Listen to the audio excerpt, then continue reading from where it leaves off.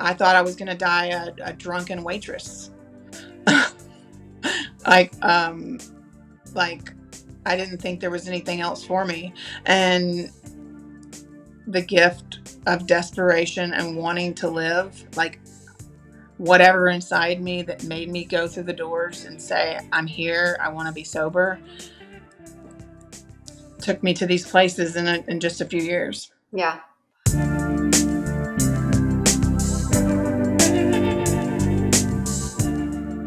Hey, sober people and sober adjacent people. Welcome to I Have 12 Questions. I'm Amanda Patton, your host, a leading expert on nothing. However, I am in recovery and I love it so much so that I launched this podcast where we get to talk to people who are trudging the road to happy freaking destiny across all the different ways that people get there. So while this is definitely through the lens of recovery and sobriety, the stories and the themes that we'll be covering are universally human. So love, loss, grief, excitement, parenting, outside issues, purpose, God stuff, whatever. In the words of the great Ted Lasso by way of Walt Whitman, I want to be curious, not judgmental. So like I said, we'll be talking to people in recovery. We're going to be talking to experts and practitioners who help those people along their path in recovery. And we're just really excited to hear people tell their stories and to be inspired by them and to create a community of support for everybody in recovery and people who know and love people who struggle with addiction issues and whatnot. So anyways, we're so glad you're here and thanks for listening. Hey listeners, just a quick disclaimer before we get into the interview. These episodes may contain adult language and subject matter that's not appropriate for all audiences. Also, we are not doctors or psychiatrists, so what we share on these episodes is certainly not to be considered medical or psychological advice, just our own personal experiences, which we hope will be helpful to others on a similar quest. So that's it, and thanks for listening. All right. Hey, happy day, Sober Family, and our entire listener community. And thanks as always for joining us. Our guest for this episode is someone that I got to see from first day, like day one, coming in the rooms. And I love her for so many reasons. We met at an Austin women's group in Austin back in the day, years ago now. And I watched her walk through some really gnarly, just hard life shit, sober. And sobriety is hard enough as it is, but then you throw that on in early recovery, and it just really made me respect her even more. And I've always loved how direct she is and how she's just herself, and her red hair and her signature red lip. And her Louisiana roots and her love, her family and food and music and life in general, and just like this zest for life. So she always set a great example for me and others of just how to walk through tragedy without running or numbing like we used to do. So I am super honored and very excited to get to kind of walk through her experience today. Her name is Stacy Sullivan, and welcome to the show. Thank you so much. I'm excited to be here. Yeah, and your name changed. Thanks for pointing that out. I was at your wedding, so but I didn't. Some people don't change their name, and I was like, oh yeah, Stacy Sullivan, which is so cute. Yeah, That's such a cute name. I have been with Ricky for so long that it took me a minute, because we were together for like 12 years before we got married. So yeah, but I say Stacy Sullivan at work all the time when I answer the phone, so it really helped to get it in there. But Seiko was a unique name, but I'm not really attached to it. So Yeah, I love that I'm glad name to be a too. Sullivan now. Yeah, cute. Yeah. I love y'all's story. Y'all's love is awesome. So let's just start with an icebreaker real quick. If your life had a theme song, what would it be and why? Okay. So I feel like this was really hard for me because music is so important to me and it always has been. I married a musician. I live in the music capital of the world. Well, now I live in Lockhart, and that's a little sub capital of musicians now. And So I went on a little journey trying to think, and George Harrison's "I really, I really want to see you." Um, do you know that song? Hallelujah, Hare Krishna. He's like singing. He's singing. So this is an album that he made after being with the Beatles, and he went on like a spiritual journey, and he went to India. And this song, every time I hear it, it makes me tingle and cry. And I think that this song, I used to love it as a kid, but also loving it now, I feel like it's a spiritual journey of him trying to find himself and find love and find understanding of just like life and spirit. And I was listening to it this morning and I started crying while I was putting my makeup on. And and then right before we sat down, um, I was thumbing through my phone and George Michael's Freedom came up. And that's one of my favorite songs, but it has completely different meaning than it did whenever I was a kid watching VH1 or Yeah. MTV. But I absolutely love that song to death. So I'm going with two Georges. And because one you can dance your ass off to, and the other one you can cry your heart out to. And that's like a combination of, you know, what I think life's about. So I'm Yeah. sorry about my dogs. But So oh, trust me, I get it. I have. can you hear them? Yes, but it's fine. It's totally fine.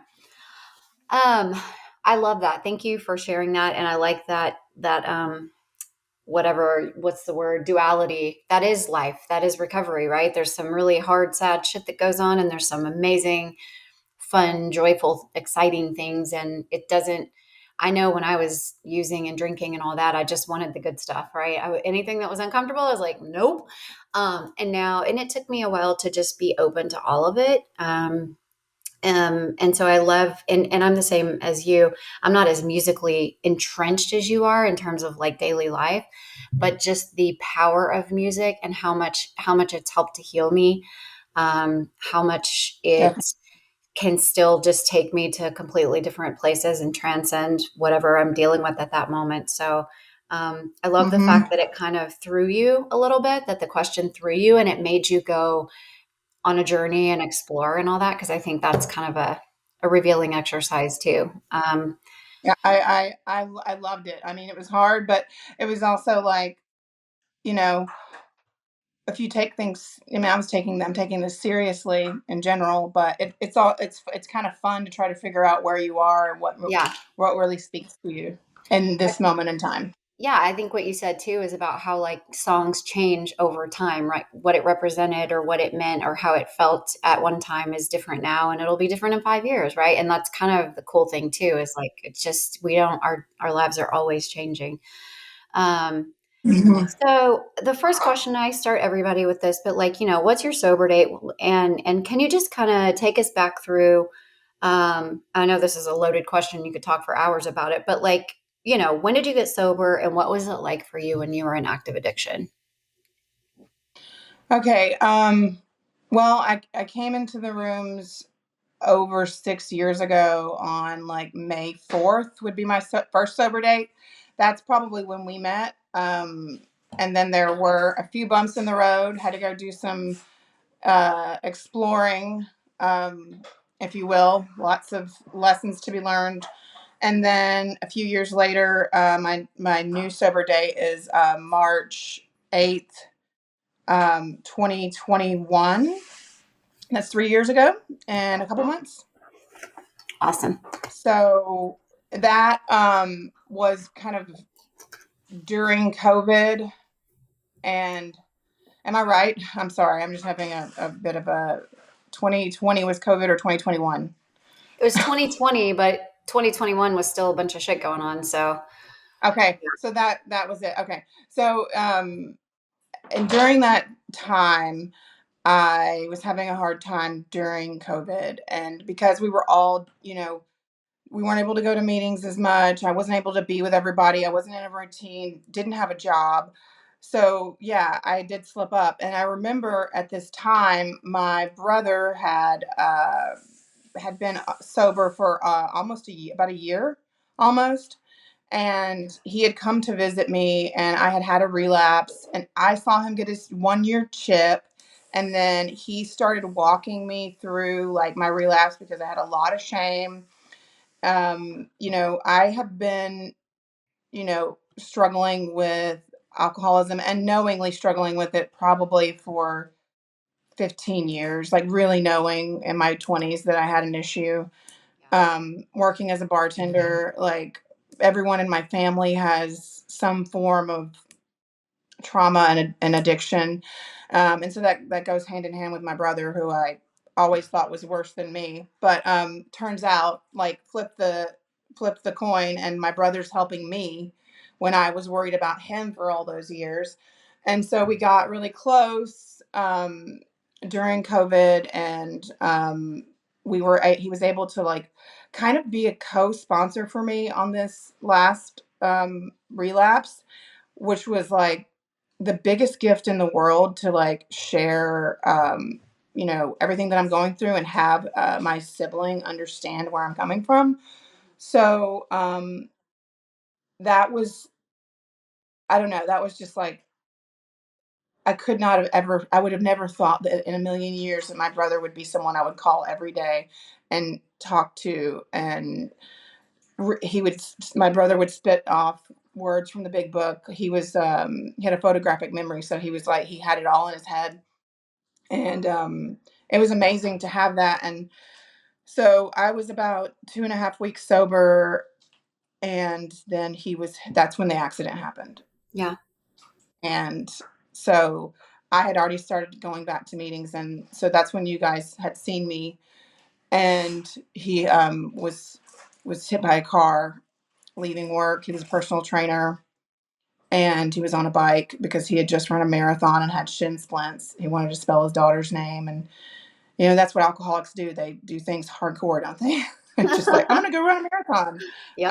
And then he was hit by a car and in a coma for 3 months, and he passed away a few months later from the coma. We had to let him go. He was 37, and through those few months of early sobriety in this stage, I still had all my knowledge of working the program for 3 years before that, of in and out of the rooms. I had a lot of tools and a lot of friends, but I think really digging in, and also having my spouse that was just like by my side, Yeah. just everything kind of came together, and we dealt with that with my brother, and I felt like my brother was really with me. We had connected so deeply through the program, and that I just knew that was it for me. And even though it was one of the hardest experiences of my life, I I felt some comfort in knowing and just truly like understanding where he was. I mean, his last words to the well, before he was in the coma, before, the head trauma really hit, he said, "I'm sober, call Stacy," to the EMT. And then the EMT told the nurse, and they told me over the phone. Oh my God. So knowing that made me know he was in the right place in that little moment, because his head was he wanted them to know he was sober, and he didn't know how that hurt he was.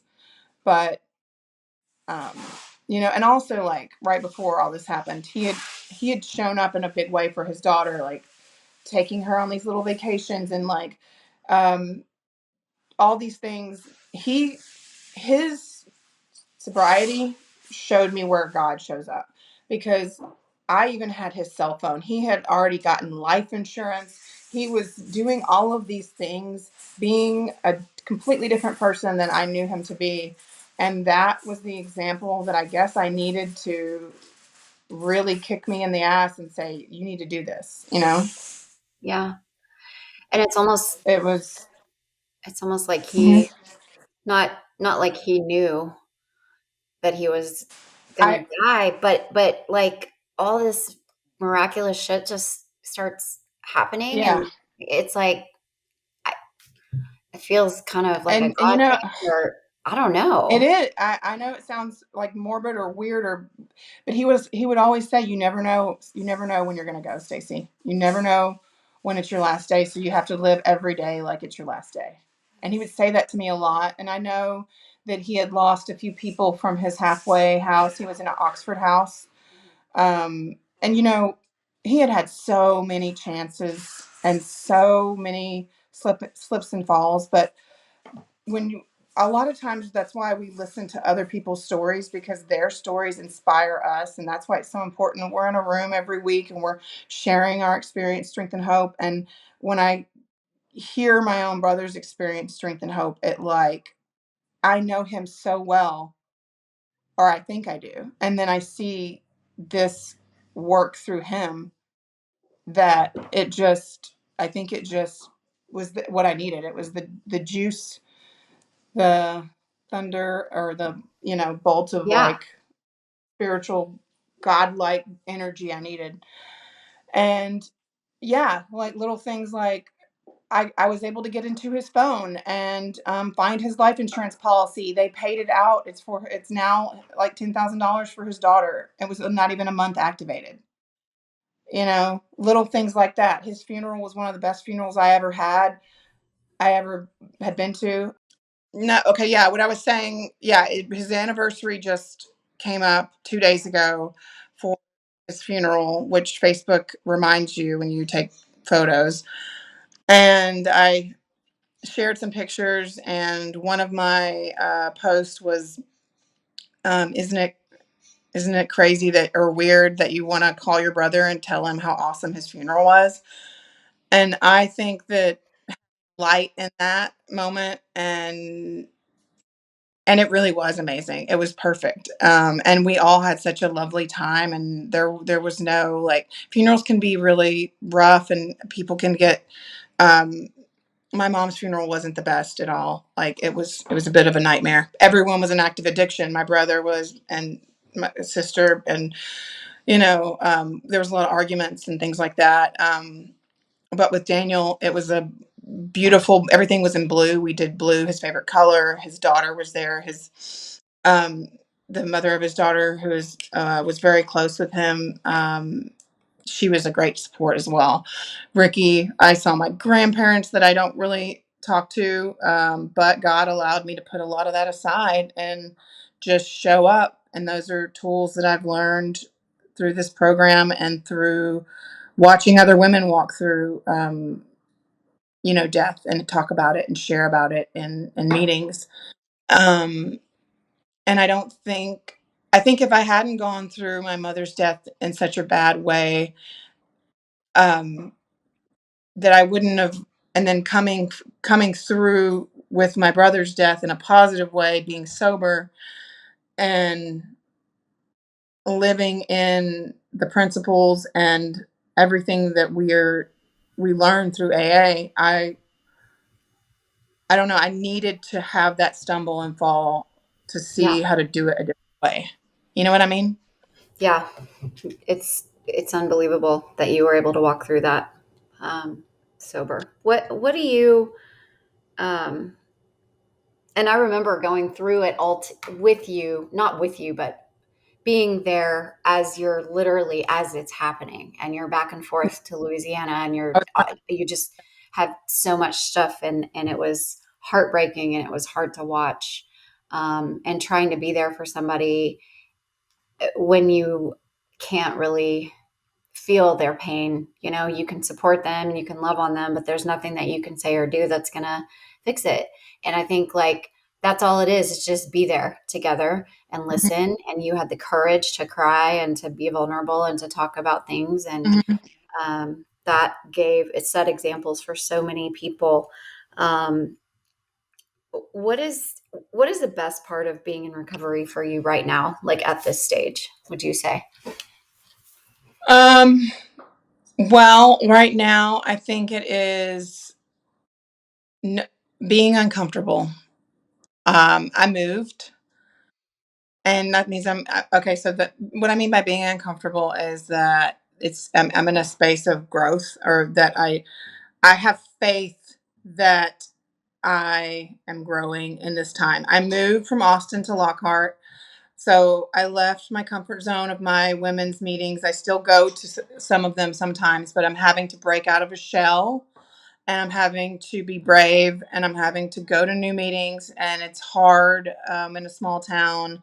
I'm having to change routines.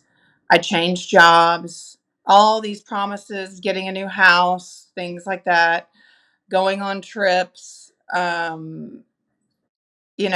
these things. A lot of change has happened Yeah. since in the last 3 years. Like, I never, it's just crazy. So I think the best part is I'm on the ride, and I'm on the ride, and it's scary, but I think that I have faith that I've seen where I've been, and I know, like, whenever I have doubts or I feel, I'm like, God, just, oh, and he's like, hey, or they're like, hey, look at where you came from. Look, remember when you couldn't even hold a job waiting tables, and now you're at this second, third company. Now your resume's built up. You're doing this, you're doing that. All of those things you would not be able to do if you weren't walking this path in sobriety, Yeah. Yeah. and having a faith in a higher power.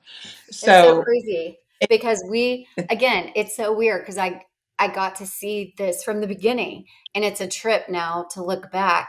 And I'm sure you've gotten to experience that too, where you were there when somebody came in, and then fast forward a few Mhm. years and you get to watch how their life unfolds, and you're like, holy shit. I mean, it's like, but you were having such a hard time and you wanted to get out of the service industry because of some of the environments, but that's all you knew. And so how do you transition and whatnot and this and that? And then you just started slowly, and then now you're going to Greece and Barcelona, and you're all over the place, and Mhm. you're a Yeah. highly employable, dependable, Right. badass. And it's like, it's crazy to watch that in a short amount of time too. you know I know. it's crazy, it's awesome. And I think that I'm on a ride, and I know it's that it's uncomfortable, but being okay with being uncomfortable Yeah. is what I'm learning right now. That's what I'm taking comfort in, not in being uncomfortable. I don't know how to explain that, but I'm everything is like, I feel like I'm on a frontier of a lot in my life, and I don't know where it's going to take me, but I have faith in God that I'm going to be okay as long as I stay sober. As long as I stay sober, one day at a time, whatever happens, will I'll I'll have that intuitive thought that will take me to that next place. Yeah. So, Yeah.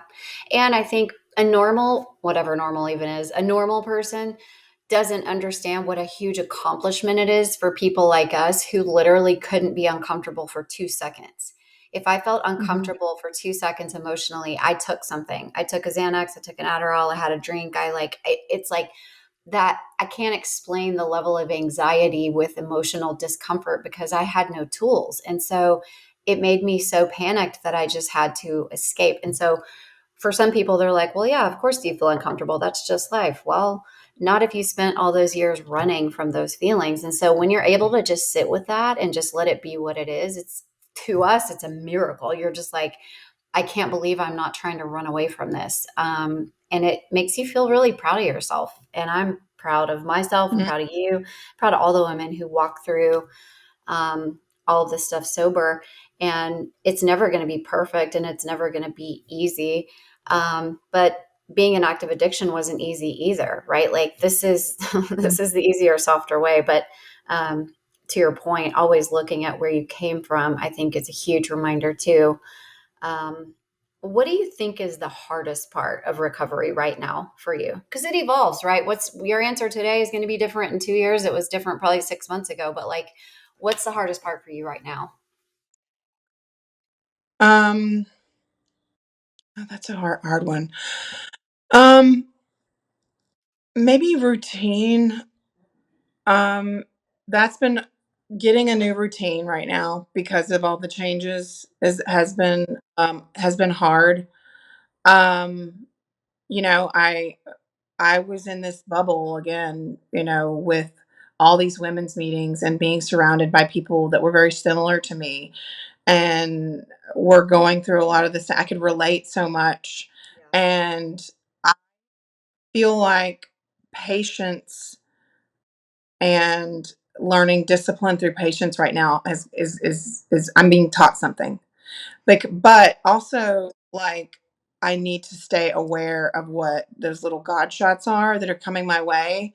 Like, for example, I'm gonna go, like, I went to this pool thing the other day, and there were 5 sober people there that I had no idea that everyone was gonna be sober, and I met these new people. They gave me some links to some online meetings. So, like, there you go. That's some supplemental things I can do now that I live in Lockhart.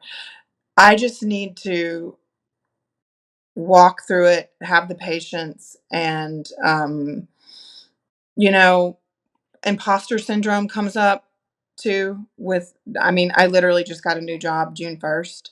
So, that's been, um, that's been hard because, you know, when you when you're in addiction and you feel like you're not good enough. You feel like you're not okay with being in your own skin. You don't trust yourself. You don't, so you medicate all that, but that Yep. still comes up in a career, and then that can filter through other relationships. But I think I think that using my tools right now, and that's the best that I can, and calling friends and talking to friends that are in recovery. That is something that's been really huge over time, making very close friends that I can bounce stuff off whenever my mind is telling me, oh, you're not good enough for this, or they're going to find out who you really are. And then your friends are like, oh, awesome. Look at what you've done. Da, da, da. So, um, it's a lot right now, just all the change, but I do know that I'm going to grow from it. So Yeah. Yeah. we'll, I love we'll that. see this after year. Yeah, exactly. Well, how is married life and sobriety? Like I said, I was at your wedding. It was fucking awesome. And I know you've been married for a while now, and y'all have been together forever. But I've never been married while sober, so like I have no idea what that even looks like, or. So what is it like? I know he's by your side and all that kind of thing, but how is it different? I guess from how your relationship was before, maybe, or whatever. Well, Well, yeah, I I think before we were like Bonnie and Clyde or Sid and Nancy or something. We were both like on this like party all the time, music all the time. But the thing is I thought for years, like I thought we were doing this together, but it turns out like he knows when to stop. It was me all this time that was the one that couldn't.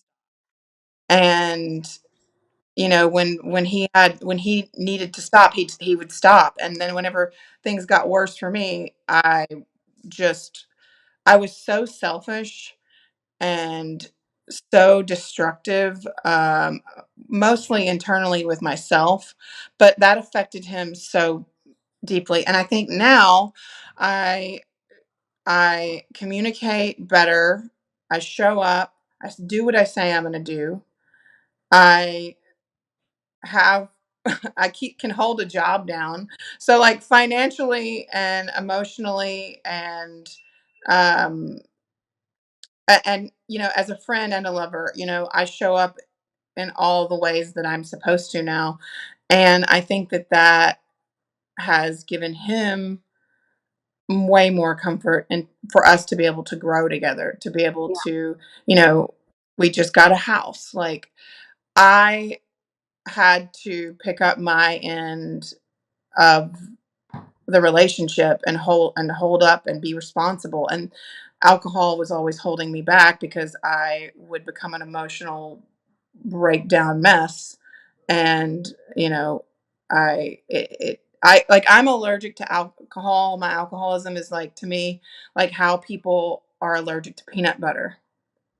It's like, because I've had some relapses, so I know, like, for me, it just takes a few, and then all of a sudden, I'm breaking out into hives and I'm going a little nuts. So, he through like roller coasters and all of these things too. And I don't know where he got all this faith in me. And I've asked him before, like, how could you love me like that and love me like this? And he's like, because I know that you're a really good person deep down inside, and I know who you really are.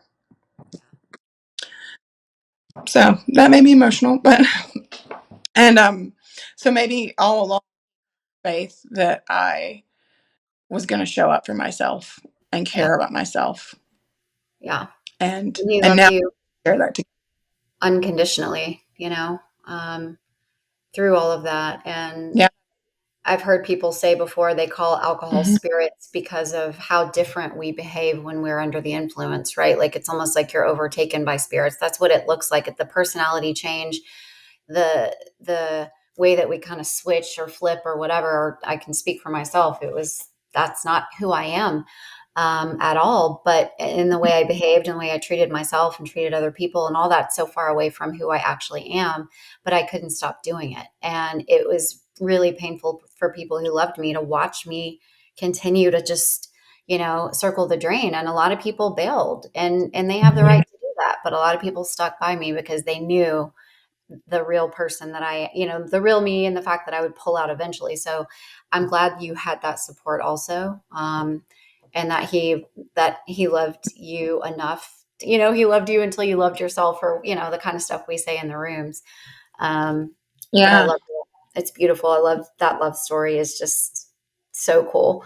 You know, Um, I I will say I one thing I think that God put him in my life because, you know, I maybe like all the challenges that I've had, like my mother's death, my brother, my relationships with some of my other family members isn't the strongest, but having a partner that is really truly there for you and loves you unconditionally, that is such a gift, and I do not take that for granted now. yeah.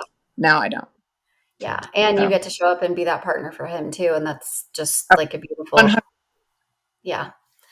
Tell us about your higher power, if that's even a thing for you. I know it is because you reference God a lot. And for some people it is, for some people it's not. For some people it causes a big to do. Other people are totally fine with the God thing. So and one of my favorite, I love it when people in meetings where the topic is tell us about your higher power, or how did you deal with the God thing? Because I love hearing people's different versions of it. But what's your higher power? What's your relationship like with it?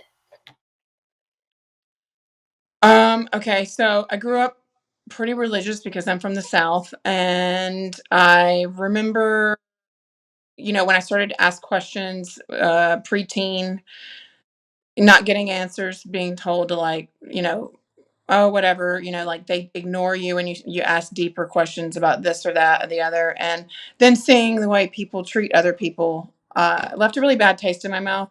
So I had issues with coming to AA if it was going to be too much like church or whatever that I had experienced growing up. So, but what brought me in fully was the gift of desperation. I had nowhere else to go, and I was seeing these faces in these rooms where they had found peace and happiness and laughter over the hardest things in the world. And so I knew there was something to it, and I thought, I don't care what my hangups are. Screw it. I'm here. I've got Yeah. to I don't want to die, so I'm here. And now I think it was I think partly in the beginning it was like fake it till you make it, or I didn't really understand like what, and I still think sometimes I struggle with whatever a higher power is, but if you keep it simple, to me, I have to keep it really simple because I make things very complicated.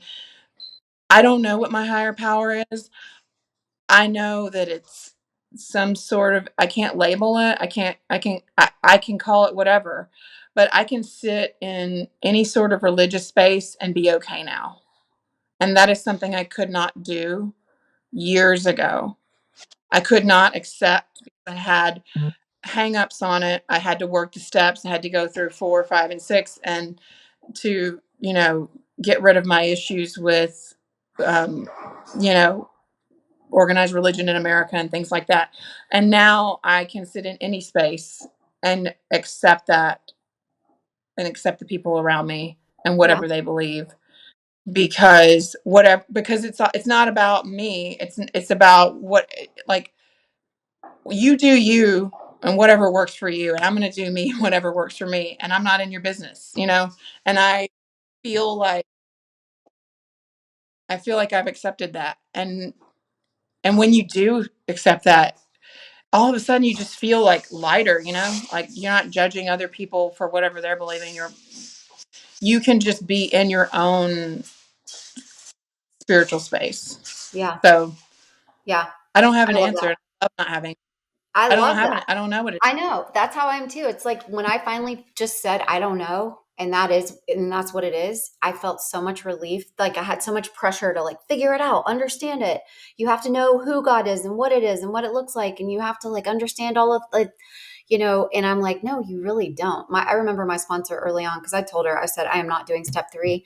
I just will not. The way I was raised, I cannot partake in that because I think it is just so toxic. And it was so shame and fear Mhm. and guilt based from where I came from that I couldn't unlearn that fast enough. It was going to take me a long time to unwind some of that stuff. And I'm still working on it. And she goes, are you God? And I was like, no. And she goes, that's literally all we need to know right I now. love it. And like you said, keep it simple. You're not going to think your way out of the situation. Like no one knows the real Mm-mm. truth about that unless they've crossed over. So you're going to waste your whole entire life trying to figure something out, and you might die in the process if you can't get sober. So are you God? No. Okay, cool. Well, it's something bigger. And then it was sort of the group and like nature and music and all these other things that were wholesome, that gave me peace and calm that I was looking for. But I love what you're saying too about not only having peace with myself around spirituality, but also having peace. Don't have to agree with people, but I can have peace and I can let Mm. them be what they, need to be. And there's huge freedom in that too. So I love how you're just like, yeah, I don't know, but it's working. So, Well, you I know know, that was not easy to get to. I think a lot of the relapses and a lot of reworking the steps, because I'm a really hard-headed alcoholic. It took me a while, and I don't regret any of those mistakes because I learn, and that's another thing that I can accept now. Making mistakes only makes me stronger. yeah, Make more yeah, life. And when stuff comes up that's really hard, I think of it as a challenge to grow. yeah. And Well, even though, speaking of, but yeah, you know, speaking I'm of, not kicking and screaming, but maybe I'll grow. well, that was, I think, too, and a lot of us are like this, where we're just so analytical and we're perfectionists and we want to understand. And I either want to do something perfectly or I don't want to do it at all. Or I'm kind of like living the best life, or I'm just fucking up like left and right. It was always this really hardcore black and white, perfect or like worthless. Right. And that's just not true. We have so much duality and so much gray area, and good people do bad things and bad people do good things and whatever.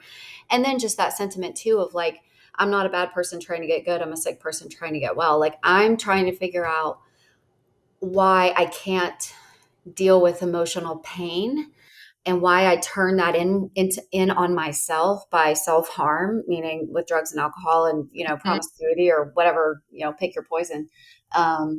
But when people would say like, this isn't even about drinking, it was like, what do you mean? It's totally about drinking. Drinking is completely ruining my life, but I get it now. It's not, it was a symptom. Um, Yeah, if it was just about drinking, we wouldn't still need to go to meetings, right? Like we haven't had a drink in a long time. So I understand it right. now. But I had to stop trying to be in control and understand and figure it out and be a straight A student in AA and just like let myself make mistakes, and that's hard for people like us. Well, when was the Well, we last time forget you, really. I said we forget really easily. That's why we no, keep coming back. yeah. When was the last time you got triggered, and how did you work through it? Because I always like to hear real life examples of people who are in recovery, and just like, something that came up, and then how you got through that moment. Um, I would say traveling back from Greece was really rough. I was sick. I don't know if I was triggered, but I definitely, well, yeah, I was. I wanted to change the way I felt. I wanted to get out of the situation I was in. It was like hours and hours of, it was like 4 flights, and I had a lot of anxiety, and I was really sick. I had gotten some sort of digestive sickness on the way back, and I was extremely uncomfortable, and I wasn't feeling well. And whenever I feel unwell or sick, it reminds me of when I was out, because I was sick and uncomfortable all the time. Like my alcohol showed up, and like I would, I would vomit, get really sick for days and days, and I was feeling that way. And so I think maybe, I was thinking of like, man, I want to change the way I feel so badly. Wouldn't it be nice to have some like vodka Sprite on this plane, like maybe 5 of them? I don't know. I think it crossed my mind, and just knock myself out because I just feel so sick. And also the crampedness and it when you're not feeling well like that. And what I did was I just plugged into I played like a meditation sleep thing to breathe on the plane, and then I watched an action movie. Because that took me out of myself, like an action movie with Tom Cruise will just take me out of anything. But I just prayed, and I was like, this too shall pass, this too shall pass, this too shall pass. Like, it's just a moment. I'm going through this horrible plane, sitting in this very small seat. They took away my, well, whatever. They took away my economy plus. But like also reflecting like, man, you're on a trip. Like, you had a great time, like you're going to be okay. Yeah. Um, and then I came home, and then I talked to people in the program about it, you know, Yeah. and, how I just had a rough go, and I was so glad to be home. And then when I was home, I was just in a lot of gratitude about being in my safe space, being in my new place. And, you know, and also I learned a lot of lessons about travel and about how to emotionally prepare for the really rough stuff next time. Yeah. Maybe I need to be, maybe I need to take things in a different way of like really prepare myself for being so close to other people, having a lot of anxiety. What happens if you get sick? In the past when we weren't sober, we didn't try to learn from our mistakes. We just we just like was it we just like it all blew over us, and we did it again and again and again. We were living in that insanity. And Yep. now in sobriety, you're like, what can I do differently next time? Yeah.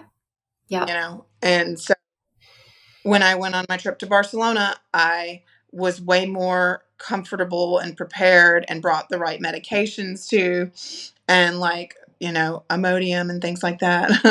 But, the comfortable pillow, the eye cover, having the right books and having the right, you know, all those things that can make you really comfortable, and take you out of that uncomfortable place. Yeah. Yeah.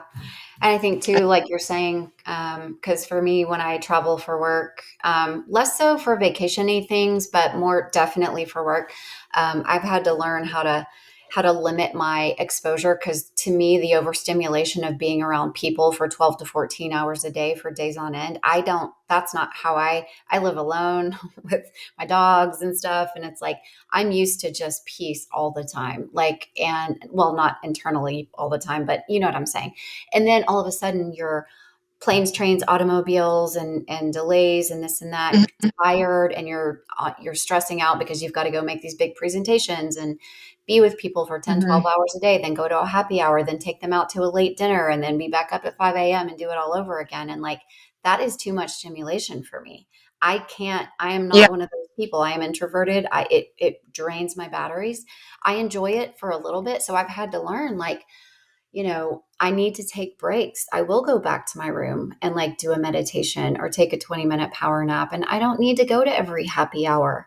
Yeah. And I can leave dinner at 9 o'clock. I don't have to sit there until 11:30 when everyone else is done drinking. Like, I'm allowed to, and back in the day, I just did what I was told, or I was like, oh, what if the client, this and that. And I don't care anymore because my sobriety is more important than anything. And so I need to have my own boundaries. And like you said, my books and my meditations and all my little creature comforts that I need, making sure I'm getting good sleep, and taking my Hmm. little tea bags with me for my nighttime tea. And just, it sounds Hmm. so trivial, but like,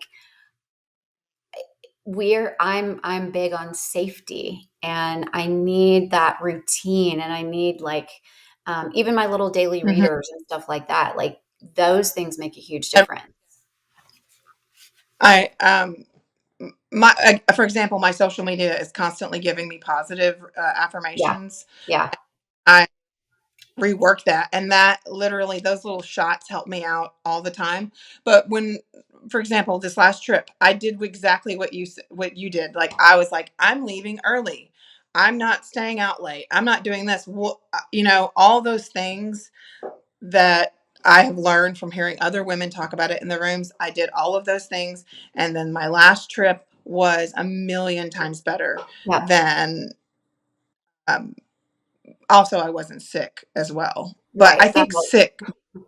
being sick is kind of a trigger for me, just to be honest, in general. Oh yeah. And I need to remember that I'm sick and this will pass. So, and that is something, and I think, and now that I know that, it's going to come up again, and I'm going to be like, you're just sick, you know, it'll, it, it'll get out of your system. But yeah, I went back to the room early so many nights when everyone was out late, or we're like, oh, it's a good idea, we're going to leave this function and then go into the city. And I'm like, no way. I don't, and also I don't want to. Like, Yeah.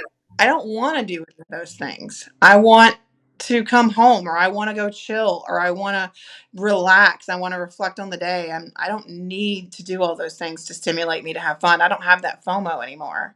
Right. I, you know, Yeah. Even now, like when I see a show, I go for that reason, to see a show, enjoy the music, and then I'm out. Yeah. You know, I Yeah. don't go to the bar. My husband runs a bar, and two different bars that are really great live music venues. But I have a certain amount of time where I'm there, and I hang out with these people for a certain amount of time, and then I'm out. And I did not know how to do that in early Yep. sobriety. The first Yep. round, I tried to stay late. I stayed in the scene. I was like, oh, I can stay a little bit longer. And I learned from all of those little hiccups. And when you stay a little longer, you do this a little bit you're not you're not only around alcohol, but you're around people that are not thinking the way you're thinking, because you're changing your habits. You're changing all of these things in your life. And it's just that all that's going to seep back in. So Yeah. Yeah. um, I it's used boundaries. I used to do that too, and it was um, and then I stay a couple hours longer, and it's like, where did this drink come from? Like, who brought this cocaine over here? It's like, you know, and then you're like, well, I'm here. I mean, I may as well, whatever. I've already fucked up the night. And I remember like that cycle. And now it's just like preemptively, yeah, like, no, I just don't need to be there. I came, I've spent time with my clients, or I did what I came to do. I'm going to go get some rest. And at first you'll get a little pushback from people sometimes here and there, like, come on, blah, blah, blah. But at some point you just build enough confidence to where you don't need to explain yourself or anything. You let them do what they need to do, and you take care of and it takes some planning and some diligence and discipline. But yeah, that's huge. It reminds me when you were talking about all of the things that you changed from Greece to Barcelona and how it made such a big difference. Plus you weren't sick. Because I always think Mhm. of hungry, angry, lonely, tired. You know how we talk about halt. Yeah, Sick I should be love on it. there. Sick should be on there, because when I'm sick, I just want to make it go stop. And So I totally hear you on that. But it reminds me too of when you're very first sober, if you have to go to a wedding or a thing or a work event, your sponsor is like, okay, what's your plan? When are you leaving? Are Hmm. you taking your own car? Call me when you get there. Call me when you leave. Like, we're super prescriptive about the plan because we know how easy it is to just slip right back in. And so, same thing. And I don't care how long you've been sober or how many trips you've been on, like, we That, can't ever get rid. And what I used to do, if I'm going on vacation, I'll go find meetings. I love going to meetings when I'm in other places. I think that is so fun. But on work trips, I don't have time. Literally, there's no time. And so it builds and it builds and it builds. I'm not getting a meeting. I'm not getting my routine. I'm not getting my workouts. Like, and then I just turn into a big ball of anxiety. So, yeah, um, I did go to a meeting on my honeymoon. you That was did? fun. I In love that. Mexico. I came with me, and we met all these really cool people. And then I saw some of them 2 days later at like an open mic, and this guy was playing music, and this older lady. These are all expats in Mexico, and I was waving at them, and they were like, "Oh, good to see you," and it was just like so cool. So when I get a chance to on personal vacations, I want to make time to do that. But Yes. It's so just a fun. side note, it is fun. Glad I got Um, to do it. what, how has your relationship changed with yourself since you got into recovery? Like, have you noticed a huge shift in just how you are with yourself in relationship? Well, it's a work in progress. I don't. I've learned to care about myself more. I'm easier with myself. I'm still. It's still a work in progress because I still feel like I'm really new in sobriety. Learning to love myself is still really hard, but I'm very aware of whenever I'm beating myself up, and I'm very aware of that, and I pause and I ask God for strength because I don't want those old behaviors to seep in too hard for me to say, like really giving myself doubt. Now, how much I believe in it, sometimes it comes and goes, but just like I did not have any of that. I wallowed in self pity. The world owed me everything. My childhood was difficult. My mother, the abuse in our household. Like I was angry. I was mad as hell. And now I am not as angry anymore. Yeah. I do get upset, but I just know how to like pause and just kind of like be aware. Awareness is everything. Yeah. Yeah. I love that. Just being nicer to yourself and being, like you said, being aware. What I'm sitting here beating myself up. What's the deal? And then asking God to help you kind of work through that. Because I don't know if that ever fully goes away. But it definitely isn't as intense and it doesn't happen as frequently as it did before. Okay, just a couple more questions. I know we're coming up on time, but what is your biggest goal for this year? Like, sobriety, professionally, relationally, like whatever in your life. What's your biggest goal for this year? Um, my biggest goal is to be okay with my. I think it's to be. I know that it's going to sound enough is enough. We have the disease of more, and we need more, and we Mm. want more, and I know that that's not going to fully go away.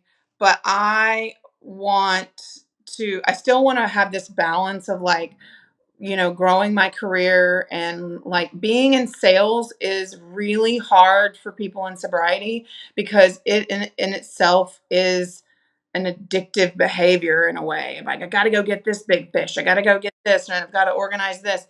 And so my goal is to like, yes, I want to achieve balance in career, spirituality and home life. And I know that I mean that's a life goal, but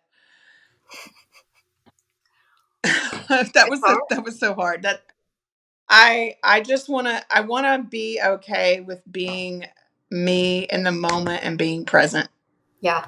and not future trip so much, because when things start to get really good, you know, I have found myself going, well, I want a pool now. Like, I don't make enough money to have a pool, and I'm like over here, and I'm like, I don't make near enough money to have a pool. Like, what am I thinking about? Like, I just got a house, I can barely afford that. But, just trying to check myself and just be like okay with where I'm at. And, things are really good. We don't have to like jump so far ahead. So my goal is maybe to stay connected with my higher power. I want to see where it takes me with some of these new people that I haven't even met yet. I'm in a new community now, so my goal is to meet more of those people in my new little community. Yeah. um See where this new, and not be afraid to go out in the world of like recovery, and meet new people, and challenge myself to do that. I'm going Yeah. to challenge myself to go to these meetings, meet new people, get uncomfortable, and that's the goal. That's the Yeah. goal. That's It's awesome. That's hard because too. it's yeah, so hard. We Yeah. we like we Once we find something that's really good, we're like, "Oh, this is working. I want to keep it this way." And that's not the way recovery works. It's the journey. There's no destination. We're not going to get to some place of oasis where we found it. We've got the golden ticket and chilling in our gold lazy boy, eating all the popcorn and candy we want. It's not going to be like that. It's going to be like constantly learning and constantly going through, and like once you're like in it and you're okay with that, and you see that that's like it's the process, not I mean it's so you want to roll your eyes when trust the process, trust, like people say that in sobriety, but people say that in at work too, Yeah. and for motivational stuff, and you're just like so annoyed, but it is actually true. So Yeah. I know. anyway, And balance isn't something, again, it's like feeling comfortable with discomfort. That's not something that comes easily to some of us. And so like I've made the joke for years. My sponsor is always telling me balance, and I keep telling her I've never heard of it because it's still not my go-to, right? Balance just feels so boring to me. I'm just like, ugh, God, it's just like middle, right? And our lives were highs and lows. We got used to that chaos, and it takes a long time to be okay with just like this right now. And I think too, um, you know being really good at our jobs comes from partially from being obsessive, right? I We're know. obsessive, we're consistent, we will push and push and push and push, and so it life rewards you in a lot of areas for being like that. And if we're not careful, we can kind of reinforce our addictive patterns. But then we get rewarded for it, right? Monetarily, and people are like, "You're such a badass," and then it's easy to get off kilter. So I think balance is a great goal because it's difficult and it's a one day at a time thing. Yeah. But I think also, I remember when I was in treatment and they were like, "What's your drug of choice?" And I was like, "More, just more of anything, whatever it is. I want more of it." Yeah. And and like even with like exercise or work, things that are good for you, or things that society is like, "Oh, you're such a hard worker." Well, if I'm using those things to avoid myself, and avoid my feelings and avoid my work, my spiritual work or whatever, then it's not good for me. Now, is working too much better than drinking too much? Yeah, probably, in some ways, but it's still so I think balance is huge. Okay. Yeah, I mean, I literally just joined therapy as of yesterday, like a therapist through work, and that's something that I'm going to do like on Fridays now. Yeah. And I think because I'm seeing myself get obsessive with work, and it's just the knowledge of catching yourself like, oh, okay, I see this behavior coming up. Yep. Well, I'm going to tweak it and try to add some I'm going to pause. Like I've been in front of the screen for 4.5 hours. I've barely blinked. I barely drank this water. Maybe we need to take a break, Yeah. things like Yeah. that. Go walk around the block or We hug on your dog or your aunt. Yeah, totally. Um, what what else do you do besides AA that helps you stay on the beam? Like what other things in your life do you do for balance? Well, I just mentioned therapy. That's Yep. new. Huge.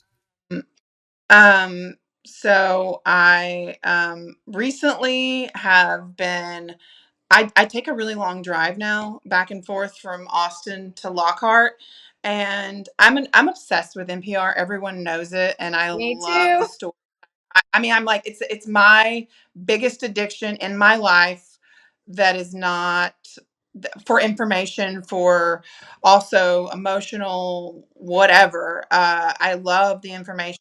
I love news. I love it for so many. I think it's healthy. I think it's unhealthy, whatever. But right now I'm in a place of where we are in this climate where I'm trying to absorb less of NPR. I have been doing more audio books. I started Drop the Rock again.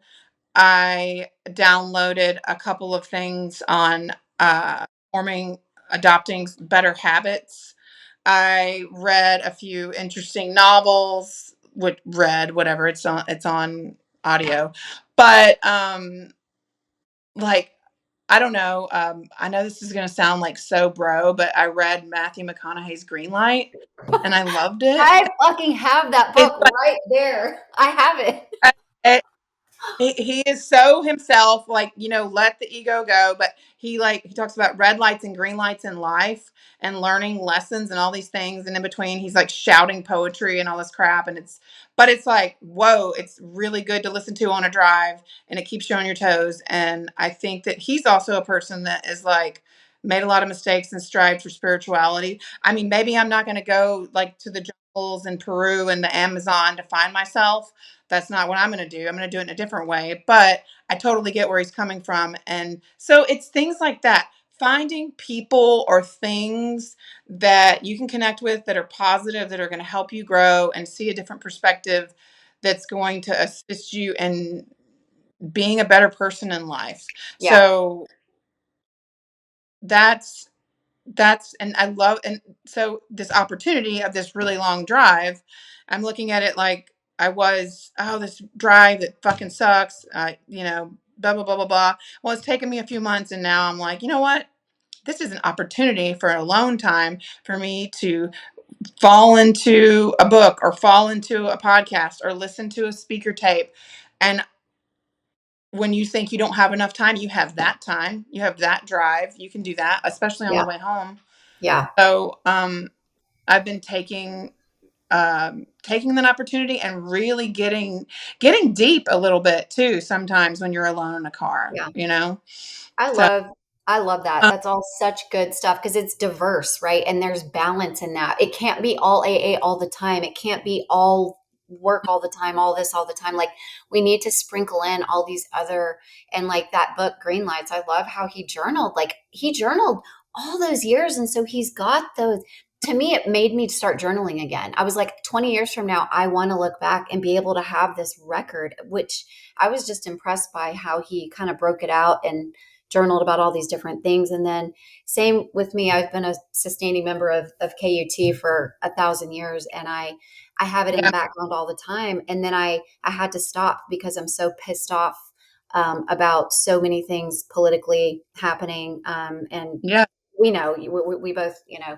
I, I, I'm the same with you. Like, I yeah, mean, I caught myself donating to 3 campaigns over the but this is out of my control. yeah, And yeah, so I have to give God, I have to give these situations to God on a daily basis. And I have to know when I can say certain things these days. Like, yeah, my relationship with my sister isn't the best, but I know through the program how to like take what I can get and do. We come together on our common ground. yeah, And I also, I do want to. I know you're in exercise fitness, and like freak and you love it and that's your thing. I want, and I'm just opening that up to God to like give me the desire to get more fit. So that might be a goal that I didn't say about earlier for this next year, to like take those steps just Yeah. to um find the will to be more physically fit, because I am getting older. So I Well, know yeah. that. And that's the other thing too, is we have all this capacity now to try all these new things, and we can experiment with things and they work for us or they don't or whatever. But because we're not drunk all the time or hungover or thinking about our next drink or whatever, we've got all this space now to like actually like, oh, I want to work on that or I want to work on this. And I think like I had to stop listening to NPR 24/7 and just listen to Up First in the morning. It's a 10-minute, Cliff Notes version of what's going on in the world. And then I'm done. I literally can't. So I'll do podcast or I'll do meditation music or Yep. frequency. And then I just have to avoid certain conversations with certain people. I am extremely liberal and I'm around a lot of very conservative people. And so we just don't Yep. talk about that because I don't have the capacity to not get angry, and that is not healthy for my sobriety. And so I can't do it. Like, but it's hard. Not dealt with it that way. The old you would have been like, let me tell you. Pick and And I fight. used to have, I remember having all drunk arguments with my sister for like 4 hours in the middle of the night, talking about how she believes, or whatever, and how I believe. And we would just talk in circles. This is years ago. And not have those conversations anymore. My heart is so much more like, when you take some of that out, it's just, now we can have a different relationship. Yeah. And that is years of like, I mean, well, being sober and then like talking to people like you and hearing how like people take media breaks, and things like that. Yeah. And that gives me a chance to now on these car rides. But you know what? There's also like, maybe I'll be so into this book that I'll take, when it's not 1,000,000 degrees outside, I'll be taking long walks around my neighborhood just so I can finish this book. So, I don't know where to take me. I'm trying to be more gentle and patient with myself. Yeah. And I like the fact that we finally surrendered to the fact that like we're not in charge, we don't know everything, and it's like arguing with people isn't going to change how they feel about the situation, or it's not going to change me either. And so like let's, like you said, let's find our common ground and love each other where we can, and like leave the rest to God or the universe or whatever, because it's just wasted energy. And I think when you've lost people that you love, I just lost my pop 18 months ago, you've lost your brother and your Uh, mom, and at the end, all you want is more time with that person. All you want is more time and laughter and love. And you don't give a shit how they are politically. You want them, you want time, and you can't get it sometimes. And so it makes you I remember, like, don't waste your time while we have it, you know? I can't agree with you more. My sister's going to come visit me soon with her family, and I couldn't care less about Yeah. those things. She's my last direct family member, and with her children, which are my, and her husband, and then I also have my brother's daughter. So I don't care about any of that stuff right now. Yes, I do Yeah. personally, but when it comes to I have to drop all that because I've experienced a lot of loss, and I don't want to lose any more people over some petty differences. Yeah. Because down to the core, we're humans, and I do love them, and they love me, and and we can we can love is still there, like, and Yeah. the mutual respect is still there, just Right. drowning out that other noise, Yeah. And that ego, and be letting that ego go. And that's hard to do. ego. Thank you. Ego go. Yeah. Okay, last question. What is something that has happened in recovery that you never thought would happen to or for you? I never thought that I could be sober for a week. Yeah, I mean, let's take it back to that simple. Like, I knew I could be sober for 2 or 3 days, and be really sick, but never for a whole week. And yeah, then it was like, I'm sober for a month. And then, you know, I never thought I would own my own home. Like, I grew up without a father in the home. My mother was 8 months pregnant when she moved to Louisiana with 2 other little kids. She was 26 years old. We had lived on welfare. We struggled. She had some really bad relationships, and I became an adult at the age of, like, 7, and I was her best friend. I knew when the electric bill was due. I knew when our food stamps were coming. Like, we took the change from the food stamps. We would go get to buy some candy to get the change to wash our clothes, because back in the day they were dollars. They were little paper dollars. Like, I remember never thinking that I was going to be able to be successful. And whenever I start to, try to, need more or want, think that I don't have enough, or I need this now, or I need that. I need this damn pool. Like, what the hell am I thinking when I'm this little girl taking this paper food stamp to get change so my mom can wash clothes? You know, I know what hardship is. And I don't want to ever forget that. I don't want to ever forget how hard it was for her as a single mom. And now I own my own home, and I have a nice car. I have a good job. I I don't get to share that with them, but I do talk to my mom and my brother, and I'm like, "Hey, I think you really like my house. Like, what do you think about this room? I just painted this room," or whatever. Yeah. Like, because it is hard for them not to have seen me become sober, and and like have, things, and achieve things in life, and to be married. And I didn't really even think I was going to ever get married either. Like, Yeah. I I saw a lot of bad relationships, and I was like, I'm not going to get married because men are shit. And then I was challenged, and I found an amazing man who sometimes I feel like I don't deserve, but honestly, we are perfect together, and I love him so much. And that is like a huge gift. I didn't think I would find a partner. Yeah. And so, um, I guess, I mean, right now, and now I'm trying to have a career. I thought I was gonna die a drunken waitress.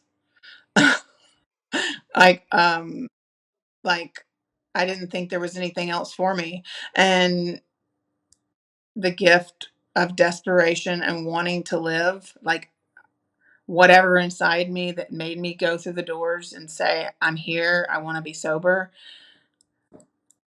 took me to these places in just a few years, Yeah. I love that. you So know? basically, it's pretty much everything about your life because in the beginning, we come in such disrepair and just, God, just the thought of having hope again for me was, I didn't think that was in the cards for me. But I was desperate and I didn't want to die. And so I was like, I'll do whatever. I'm going to try this one last thing. And if this doesn't work, then I guess I'm just going to Thelma and Louise it off the side of a cliff or whatever. And, um, Mhm. I remember seeing the promises and thinking like, Oh, wow, that's a lot of good shit. This is a pretty hard sales job, right? Like I just was like, this is so nonsensical. And I'll be damned if every single one of those things hasn't happened in my life, and same for I you. know. And it's pretty crazy. And it took me a long time to believe and accept that I deserve those things. And I think that was part of the biggest struggle. And then when you finally just surrender and settle into the fact that we all deserve those things. And some of us are lucky enough to Yeah. actually get to do it, and We um, it's watching your life unfold. Because when it's your own life, you don't really see it. Like it's your own experience. And so you're the one going through it and you don't see it the way other people see it from the outside. And so getting to observe your life do what it's done, I'm just like, and I'm so glad that you are sober and happy and healthy and that you know your worth, and that you agreed to be on this podcast and share all of these things with us because this is going to help a lot of people. And I really appreciate it. I appreciate it, and thank you for asking me to be on.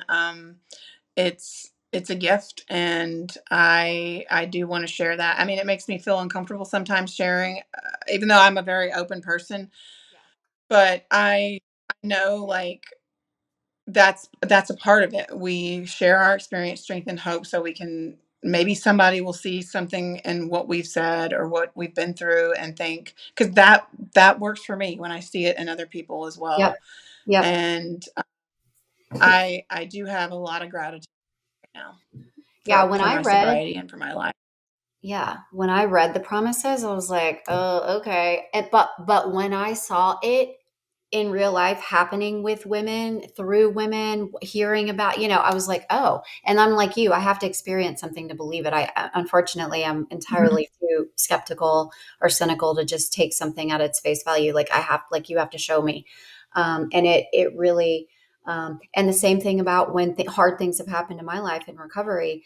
I didn't feel like I could do it, but then I would remember somebody who had, and I would reach Yeah, out to her. How did you get through the death of your dad? Or what did you do when you had this breakup? And then that's how we do it. But it's like, I yeah, remember, and when women share in meetings about these things, it's so crazy how when something happens in our life, we think of that person. And then we get helped by her experience, and she gets helped by sharing yeah, that experience with us. Right. And so that's the circle. I mean, it's incredible. I feel so grateful to have met you and to know you. And I was so happy to see you in person a few months ago at Alexis's thing. And thank you again for being on the show so much. yeah. I do want to say real quick before we go, Yeah. I read the promises at my funeral, when I got up in front of everyone on the podium, because I wanted everyone there to know that all of those things had come true for him, and that I was working on them. And I saw so many people's faces just like light up and get emotional, because I wanted those people to know that that's where he was in his life, because a lot of people that were there did not know sober Daniel. Yeah. So I think it's so fun to end on this, because I didn't like them at first either, but now they are like this, like, light for me. Like, if you open up a page, it's like, ah, Yeah. it's And I think it's a, the other thing too is that, they're not always true. They're not all always happening at the same time. You get some and no, some go away and others come in, but that's the promise, isn't that you're going to have a perfect life. It's just that, like, this piece will come in. And when hard things happen, you will know that you are not alone and that you have new tools to cope and to work. And so, it's a beautiful life. It's not always easy, but it's no, beautiful. And at least we are gonna, if we stay sober one day at a time, like you said, we have a shot. We have a shot today. So, yeah. again, thank you so much. Yeah.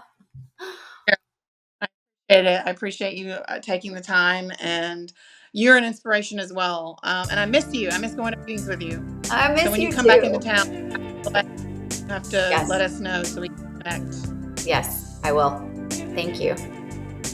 All right.